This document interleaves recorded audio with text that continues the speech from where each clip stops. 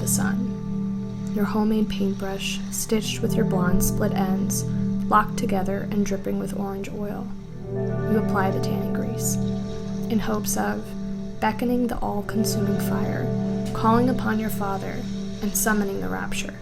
You're buttering yourself up with a trip to see and hear the waves, sweat swimming the backstroke in the crushed shells of Father Fonzie's dune plume, your back falling in perfect magnetic connection against the sandbank's pompadour. Outstretched vertebrae crescent, waning in health and waxing in surrender. The beach is a dangerous oven, and if you're not careful, it will cook you. You like the self-induced fever. You like rattling in the high temperature. You like shaking in the heat. Dripping with zing and dropping with zest. Skewered with heat and pierced by forget. Protected by nothing and open to everything. Because this is where you find him. In that wilderness, in that desert, in that solitude. Sizzling mirages of him walking toward you on water. You are preserved in a delirious state that blurs the line between this life and the next. A sauna of sweltering understanding. Too bad I don't know what's going on behind your eyelids, as the sun snacks pieces of your porcelain white bread skin, leaving only a handful of crumb freckles. You seep a confession of sour sizzlets that loosens up the knotted fears, purges all the memories, opens all the gates, brings it all into the light, and lifts the veil of reality.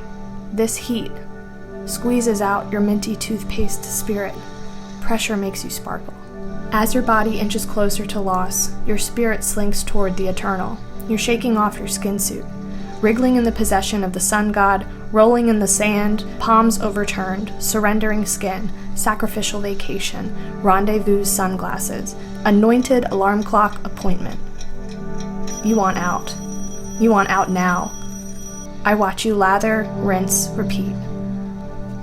A sweat mill recycling 1,000-year-old water.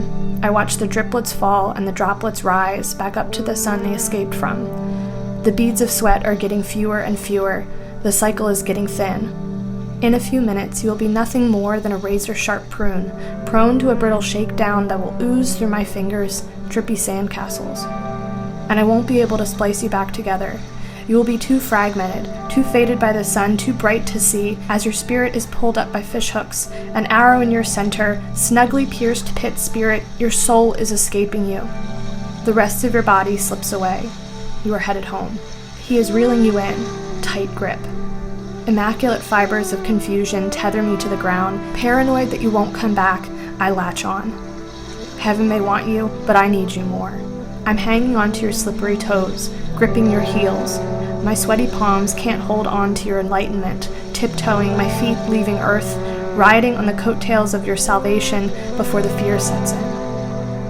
And I'm slipping because I can't come with. I'm too weighted by thinking. Sure, you want to cook until you've evaporated. Sure, you want to rise to meet God, but you can't leave me. I gotta learn what he's taught you. I gotta learn how to float like you, gotta learn how to fade like you, gotta learn how to release like you. You're the mediator, you're the translator, you're the middleman.